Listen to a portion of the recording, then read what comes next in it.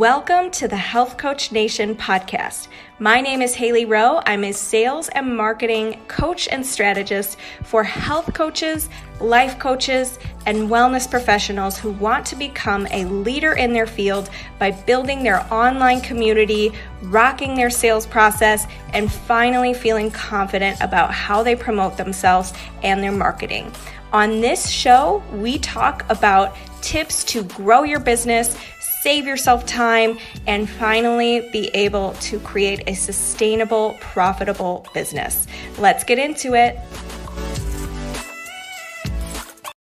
Today's podcast is brought to you by the Zero to Hero Coach Program. This is my 4-month program teaching coaches and online service providers how to grow your online business, book clients consistently, overcome your sales fears, and finally rock your social media visibility. If you struggle to create a sustainable coaching business, this program is for you. Check out HaileyRowe.com and book your free strategy call with my team or myself today. Thank you. Hey there. Today we are talking about compelling content and offers in your copy. So in your writing for your website, in your posts, things like that. And got a frog in my throat. Excuse me. So we are going to be talking with a copywriter today who's going to be sharing her best tips. And she specifically works with coaches and consultants. So if you have any questions for her, you could put that in the live chat. If you're listening to this on the podcast, you can always feel free to reach out to me on Instagram in the DMs, Hailey_Rowe, and let's get Mia on. Here we go.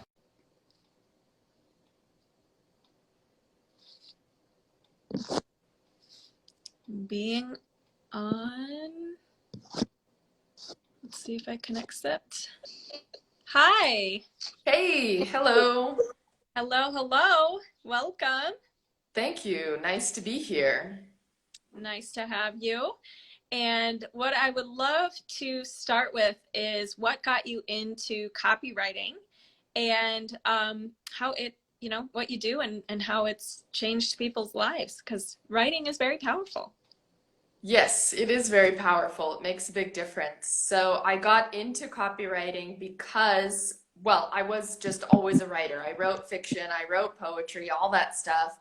And then at one point I was traveling throughout Europe, did a 2-year backpacking trip, just living off of savings. And then I ended up in Serbia and had just spent all my money. And I was like, I need to do something to make money fast. So I posted in a local Facebook group, is anyone hiring? And a couple of copywriting agency owners contacted me. I started freelancing for them, and I realized, okay, this is the perfect way for me to do what I love, which is writing, and be able to help people and make money doing it. So that's really what got me started. In terms of how it changes people's lives, essentially it's like completely turning around somebody's business. So for one of the just most basic examples that I give is I had someone who was selling a children's book, for example, and she had written on her sales page, the book is about this, I do this, and I just told her, let me just show you one sentence how it can make a huge difference. And I showed her how if she would just say, are you sick of your kids being on the TV all the time? Do you wish they would read more often? Check out this book. This will teach your kids about animals and nature, teach them to appreciate, and they'll spend less time on the TV. And she was amazed because she couldn't even believe it, how much that automatically transforms something from just here's a cool project I'm doing to this is going to change your life. So that's kind of the example that I give to show you how powerful copywriting really is in your business. Completely agree. I have gotten to test so many different questions and headlines and things throughout the years in my Facebook group and with my email list and doing emails for clients and outreach for clients. And, it's so interesting how just one question or one bullet point change can make such a big difference. So I love, and also what a story. It sounds like you, entrepreneurial spirit. I love it. So what would you tell somebody, what's the first steps to being able to have a really killer sentence or really killer copy? I think the first step is knowing what the people reading it need to hear. So essentially you can write things that are so creative and so clever and so concise, but they're really not going to do any good unless it's actually what that person needs to hear. So the first step would be doing that market research and asking the right questions and getting people to, you kind of draw out of them what it is they're really needing or desiring or hating or whatever it is. And then that would be the first step, is just knowing what they need to hear. Then from there, it's a matter of communicating that with them in the right way. Right. And to know what they need to hear, you need to hear what they're saying. And one of the things I ask my clients sometimes, like they'll be like, oh, I want to help women find their divine feminine inner goddess. And I'm like, so do people come to you and say like, hey girl, I am looking for my divine feminine inner goddess? Yeah. No, they say something exactly.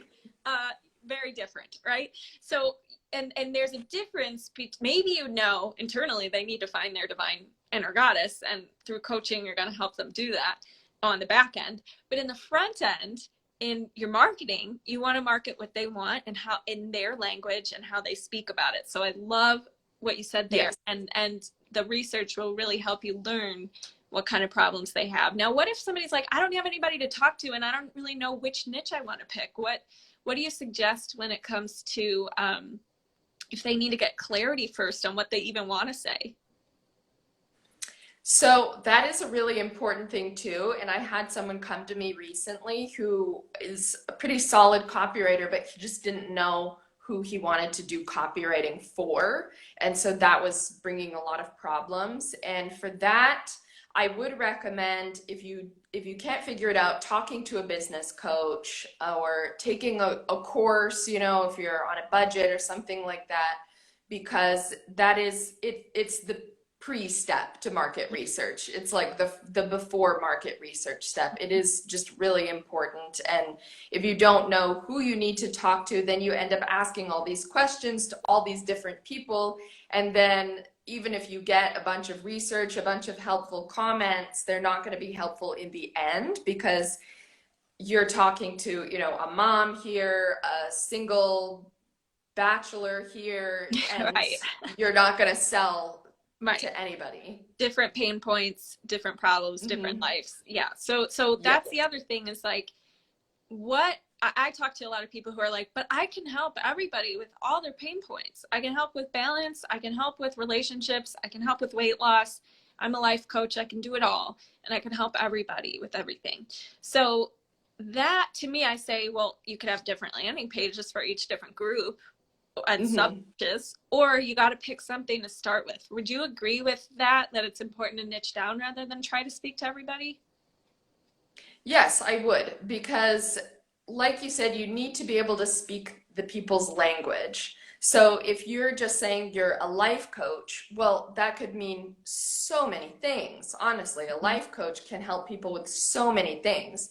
So even though you can and are equipped to help people with so many things, the people who are coming onto your page are not going to particularly identify with it. So if you, for example, you talk about helping people organize their lives so that they can feel more mentally healthy and be able to, let's say, save money and travel more. That's an okay example, but whatever. But see, there you have somebody who stumbles across your page and they're like, oh, my my life is a mess. I'm running here, I'm running there. I have things, all through my house. I don't know how to save money. I never get to travel. And all of a sudden they realize this is something that you can help me with.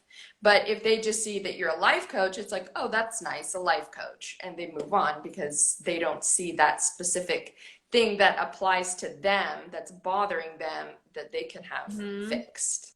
Right, right. Totally. It's easy to glance through something that's general, it's versus something speaking to like, oh my God, I feel called out right now with this. Yes. Much easier to get you engaged. So tell me a little bit about the first step is to get clear on obviously who you want to serve, what their pain points are, get that market research. Now, what about creating a compelling offer for the copy? So in other words, or call to action, because something that I even after you get that market research, rather than just saying I coach you on these things, or comment below for more information, like how can we make that part a little bit more juicy? Yeah, that's a great thing to point out and a great question. So there's kind of different layers. It's like when you get into the pool, you get into the shallow end and it keeps getting deeper and deeper and deeper as you go towards the other side of the swimming pool. And what you want to do is not be there on the shallow end when you're calling someone to action or talking about your offer. So shallow end things are things like, I'll help you grow your business, for example. That's so general. Everybody wants to grow their business. Everyone has a different idea of how that's going to happen. But what you can do to get on the deep end is, again, with that market research and talking to people and find out what they're really going through. Like, what does growing their business look like for them? Does that mean making X amount of money per month? Does that look like X amount of free time per month? Does that look like hiring X amount of employees per month? So these are just a few examples, but these are the ways that you can really find out what people actually want, really get below the surface and find out what is going on in their lives. And then once you can formulate your offer to say, work with me and I can help you grow your business to the point where you're making 5K months and you're able to outsource your tasks so that you don't have to do everything on your own. These are the kinds of things that are really going on in people's lives that they really want. And that's what's going to be an irresistible offer. That's when someone says, yeah, that is me and that's what I need.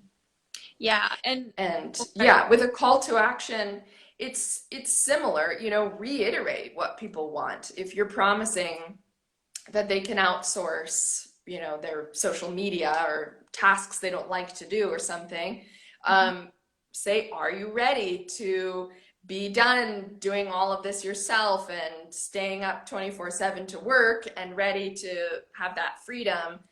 Then the call to action. Comment below or send me a message. So that's what makes a specific call to action. Love it. And I've been guilty of being general sometimes because sometimes, and I always will say, obviously, it's important to get out there first, and then you can start to perfect your copy. And in the beginning, it might not be that beautiful, but I also know that I could be better about like being very specific about the end results. And sometimes I just get a little lazy or I need to hire somebody like you. Right. But here's the point I was going to make is that when you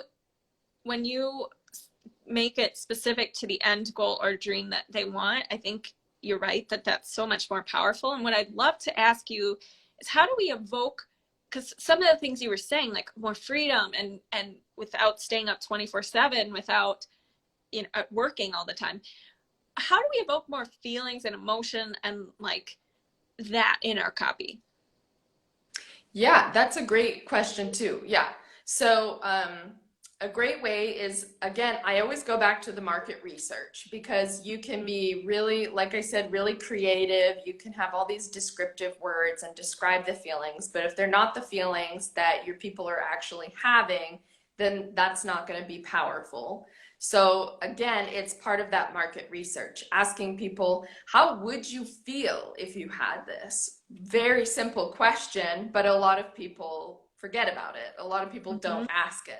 So that's like, that's a great opportunity to get really specific too, because people will tell you, Right. oh, it would, I would have so much more time with my kids. I wouldn't feel guilty for being gone all the time. And there you go. That's automatically a feeling. They're feeling guilty. So you can talk to them about, that feeling of guilt doesn't have to be there.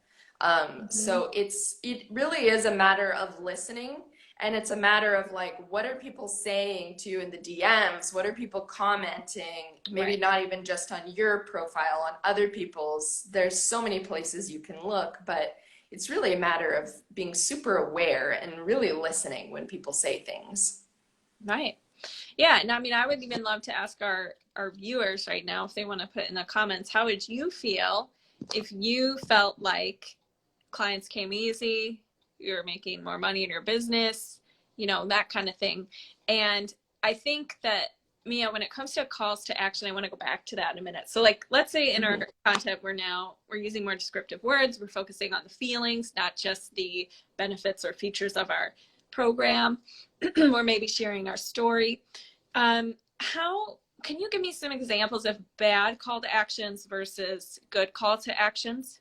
And let's say our goal is to get clients or to get on a phone call, or it could be anything. It could be sign up for my email list, whatever you want to make it. But let's do some examples. Yeah, definitely. So a bad call to action would be, I would say, either being too sleazy, too pushy, salesy, or too weak. So a sleazy example would be when you see this giant yellow button flashing at you and it says buy now or you'll lose everything, where there's kind of that like threat afterwards. Yeah. And I actually worked in an agency where we had to write copy like this when I first started, and I hated it. I felt like a terrible person because I was just like, it's like, your business is gonna fail, and it's not gonna fail. And the fact is, it just doesn't work. It's too pushy, and it honestly takes away people's intelligence. Like, their business is not gonna fail just because they miss this one offer. So that would be the too sleazy spectrum. And then on the other end of the line would be weak, which would be kind of padding the words. So let's say your call to action is that you want people to schedule a call with you. So if instead of being very direct and saying, if you want this, click the link in my bio and schedule a call. That's very direct.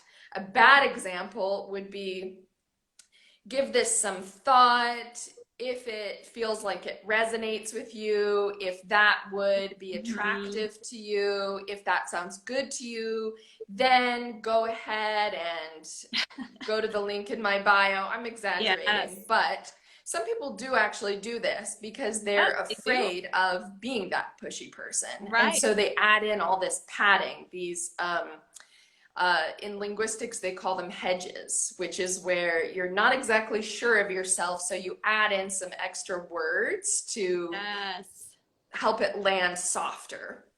Wishy-washy is what I call it. Yes, exactly. Maybe might want to talk, maybe, but I don't know. Yes, exactly. I don't want to see my Yeah. Right. Yeah. So yeah. I'm glad you highlighted that, because I do see it all the time on and stuff. Yeah. And I think, to me, I think it's a favor when people are direct and clear, like when they're like, tell me what to do and tell me the next step, and I don't need to read a monologue, and just like, that's like a service to me, not like oh my God, you're being too direct. Right. So, and here's the other thing. I think there's different different people out there that you need to speak to. So like some people are super visual, some people are super emotions based, some people are super logical. And one of the problems I've had when it comes to like, I've gotten feedback on my bios, I've gotten feedback on Facebook and stuff, that like I'm very like practical, logical. Mm-hmm. Like my friends told me if I was a shoe, I would be a croc because they're practical. It really was offensive to me, but Right. but like I don't like to add a lot of like mental drama. I don't share. I'm not like I'm a very private person. So Mm-hmm. it's been hard for me as a business owner and as in this industry where it's like you have to like be vulnerable and like show up without makeup on and like just be like and that doesn't feel authentic to me because that's like Right. not how I am. So I've really struggled to like, how do I be really vulnerable in my copy? So what would you say to people? And also there's different styles out there. Not everybody needs that. Like I want to read like practical tips that Yeah. I could use today. Right. So like, how do we Right. mesh the different styles and things out there and be more vulnerable too in our copy? So I guess that's two different questions. Yeah, that is a really good question. Um, first of all, I would say that being authentic does not necessarily mean sharing private details of your life or showing a real picture of yourself when you just woke up. That doesn't necessarily have to be authentic. Um, one thing that really helps is when you just express your opinions. That's something a lot of people don't do enough, where it's like you're in this industry and you're there every single day talking about it, reading other people in the industry. You've got opinions. You 100% have opinions. So share them. That's a great way to show your personality. Another way is in developing a brand voice that is really true to you. So when I first started, I thought that I had to speak in the typical online business person speech, like, okay, great so much, or I can't even say it. Great, thank you so much. Yeah. But it's really not me, and that's not how I talk. And so I realized, I can be more casual and just say, thanks without an exclamation point. Or these things seem small, but they do make a big difference. So another example of this would be, are you using a lot of emojis? Does that feel like you, or do you just feel like you need to put them in there to seem like a more friendly person? These are just a couple small examples, but ultimately, being authentic doesn't necessarily mean oversharing, is what I'm saying. So being authentic is about letting people see your personality in what you write. So that can be in the jokes that you tell or the way that you phrase your sentences. Do you sound formal or do you sound like yourself? Like I said, are you sharing your opinions? Are you speaking about things that you are interested in? Maybe you're interested in cycling. Are you talking about cycling? Do you kind of mix that into your content? Those are ways that are not super personal that you can be authentic in the way you write and show your personality. Yeah, no, I love that. And now what about when it comes to like appealing to the different styles? And I know this might not be really like visual examples versus analogies versus a story versus how do we, any suggestions on how do you balance that, or some ideas about how you can incorporate certain things? Sure. So one thing is, not everyone is the same, but many audiences tend to be pretty similar. So I work with coaches, which is very broad. There's so many different kinds of coaches. And personally, my style is very direct and to the point. And so I stay true to myself and I stay very direct and to the point. I've had clients who are not that way. I have a client who's just very soft and kind, and her clients love her for that. They love her for her flowing personality. And she's not like that, but what I said still resonates with her. So she still signed on with me, even though my style is different than hers. Nice. So, depending on what you do, like as a coach, you're not doing a service for people. Like I'm actually supposed to be writing and sounding like them when I write their copy. But as a coach, you don't need to sound like your clients. You need to sound like yourself. People do need to be able to get to know you because it's quite a personal connection between a coach and their client. But essentially, like as far as that goes, I would say be true to yourself. When it comes to different types of stylistic things like storytelling or making an analogy or something, I would say just mix it up as much as possible. Don't make everything sound like a story. Every email you send out, don't make it a story, but make it a story. The next one, make it top tips, just try to mix it up stylistically. Yeah. If that answers your question. Oh yeah, it totally does. And for those of you listening who want to switch up your style, like you want to do some stories, you want to do some educational testimonials, etc. I have a little bit of I have a content roadmap, and it goes through just the different types that you can choose from. And you can decide how frequently you want to do each, but it summarizes them. So if you're curious about that, you can just DM me content roadmap. I should have had a landing page for this, but I don't. I've just been manually sending it out. So just like that. But I do a wishy-washy thing. If you'd like that, right? But anyways. Okay, so good stuff, Mia. I like that you're just saying, you know what, be true to yourself and switch it up a little bit. But if you're not, you don't have to be your client to be able to resonate with your client. So now what are some of the biggest, aside from wishy-washy language and not knowing your client's pain points, what are some of the biggest copywriting mistakes you see either for landing pages or for social media posts or things like that? Sure. So I would say,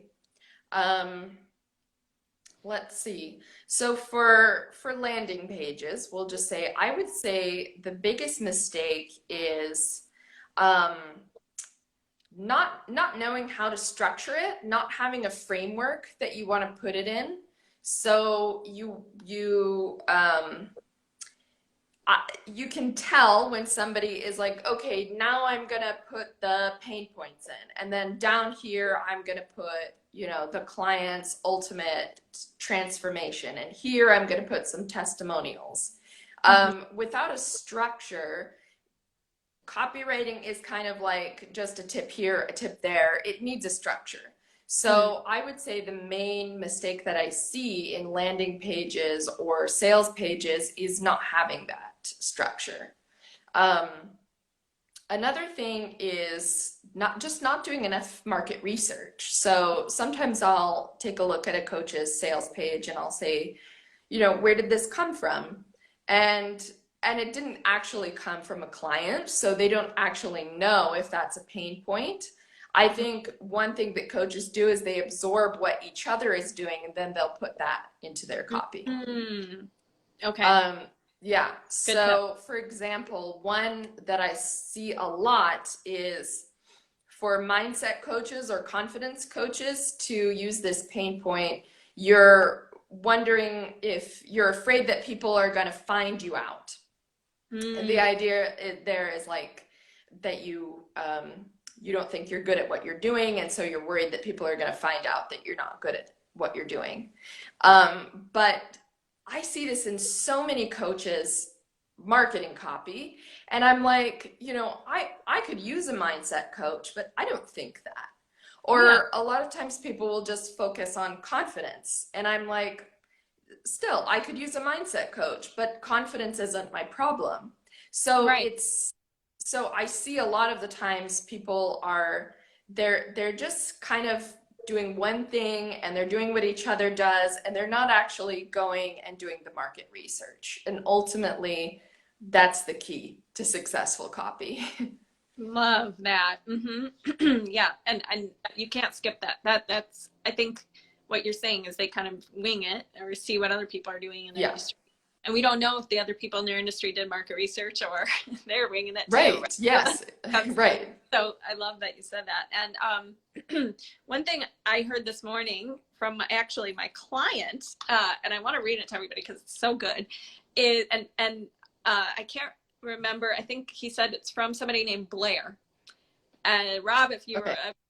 anybody's seeing the replay and knows who this is from, please comment. I don't know who it's from, but it's you want to, when it comes to like your content or your business in coaching, you want to encourage their dreams, and we're referring to your ideal client. Encourage their dream, justify their failures, relay their fears, confirm their suspicions, and help them throw rocks at their enemies, or at the enemies along the way. Like, and I just love that because I think it highlights what we're trying to do in copy, which is like, we know they have hesitations with working with us, and we need to highlight those. We can't just pretend that they're not there, right?